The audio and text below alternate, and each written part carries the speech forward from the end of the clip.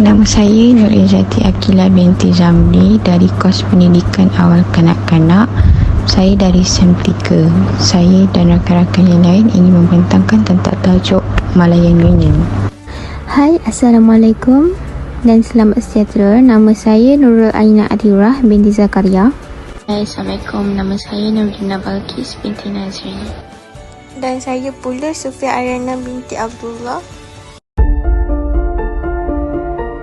Tujuan utama penubuhan Malayan Union ialah untuk memiliki dan menguasai tanah Melayu. Tanah Melayu juga ialah sebuah negeri yang kaya dengan sumber ekonomi daripada sumber bumi. Kedudukan geografi tanah Melayu pula sangat sesuai dijadikan sebagai sebuah negeri pengguna dan ejen pasaran barangan dagangan Inggeris di timur. Selain itu, British juga telah menjagakan akan kehilangan beberapa buah negeri tanah jajahannya akibat peperangan dunia kedua. Daripada pengalaman pentadbiran pula, tanah Melayu dianggap mudah diperintah kerana orang Melayu dianggap mempunyai budi bahasa yang tinggi, bersikap lemah lembut dan mudah mengikut telunjuk. Pada tahun 1946, tanah Melayu telah diletakkan di bawah sistem pentadbiran yang dikenali sebagai Malayan Union bagi menggantikan pemerintahan sementara itu pentadbiran tentera British atau BMA.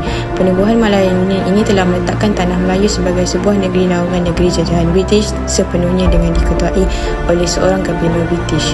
Akibat daripada tentangan yang kuat dan berterusan daripada orang-orang Melayu mengenai penubuhan Malayan Union, suatu jawatan kuasa kerja telah ditubuhkan pada Julai 1946 bagi merangka sebuah perlembagaan baru yang dapat diterima oleh orang Melayu. Draft perlembagaan tersebut telah disiapkan pada bulan Disember 1947 menjadi asas kepada perlembagaan Persekutuan Tanah Melayu yang telah ditandatangani pada 21 Januari 1948. Penubuhan Malayan Union ini telah bermula selepas kegagalan pentadbiran tentera British. Setiausaha tanah jajahan British iaitu Sir George Henry Hall membentangkan kertas kerja bagi menubuhkan Malayan Union.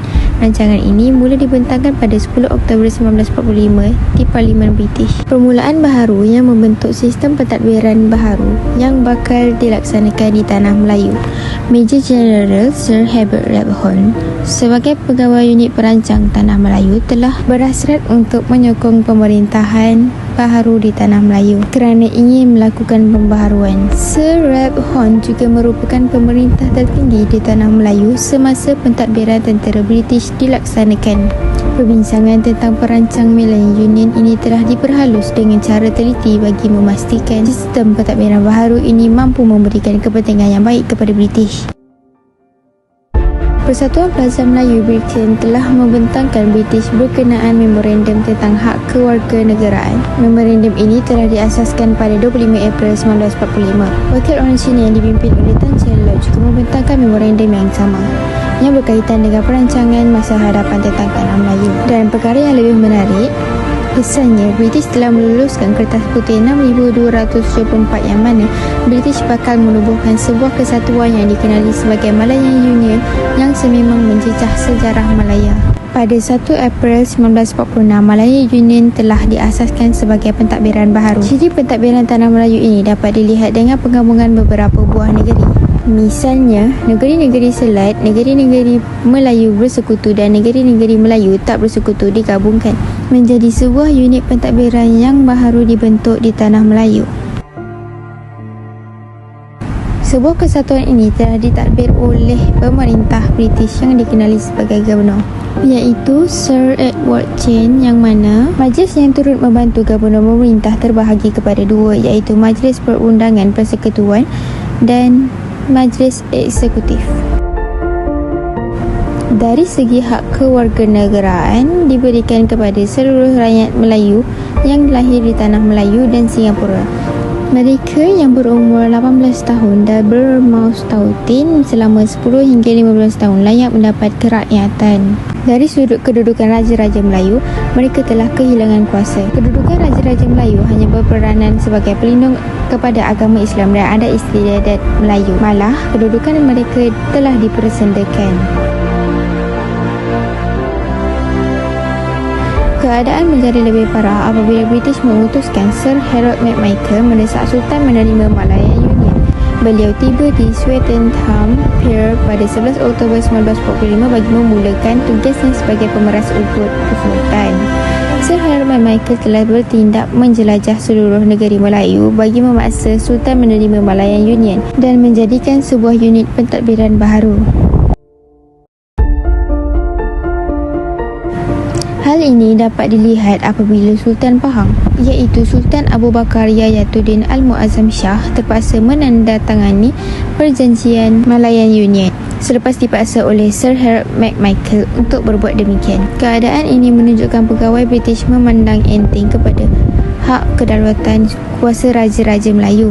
Sir Harold McMichael juga bertemu dengan Tuanku Abdul Rahman, Tuanku Muhammad di Negeri Sembilan untuk menerima Malayan Union, tetapi hakikatnya baginda menolak tetapi terpaksa bersetuju bagi setelah didesak beberapa kali oleh Sir McMichael. Setelah ditelusuri, terdapat banyak faktor yang membawa kepada penubuhan Malayan Union ini oleh British.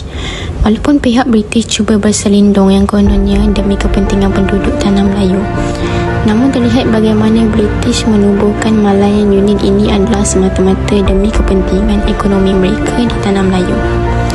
Cara-cara penubuhan yang tidak dipersetujui oleh besemua peringkat sosial masyarakat Melayu telah membawa kepada banyak penentangan yang akhirnya berjaya menggagalkan perlembagaan Malayan Union ini daripada dilaksanakan sepenuhnya.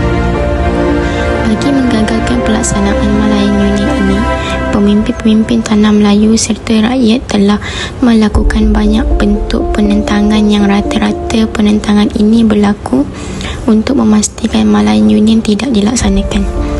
Daripada peristiwa Malayan Union ini, dapat dilihat kesan peristiwa Malayan Union yang telah banyak mengubah corak dan mempengaruhi politik, budaya dan sosial Malaysia, khususnya tanah Melayu. Kita perlulah mengambil iktibar daripada peristiwa penentangan terhadap Malayan Union ialah masyarakat perlu berkeras dalam menyatukan bantahan. Perlu adanya perpaduan di kalangan masyarakat Malaysia yang berbilang kaum.